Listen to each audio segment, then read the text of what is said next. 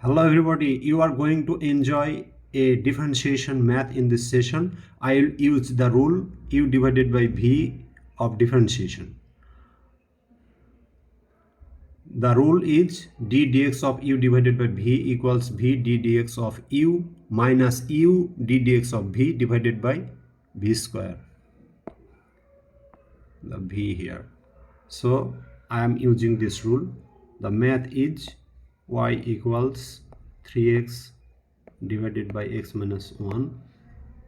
So dy by dx equals x minus 1 d dx of 3x minus 3x d dx of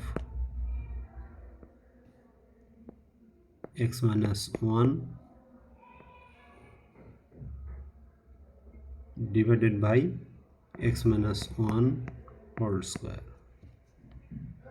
equals x minus 1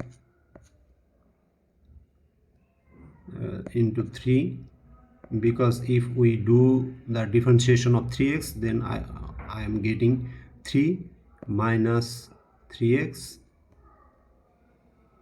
and in this part, if I do differentiation, I am getting 1 minus 0,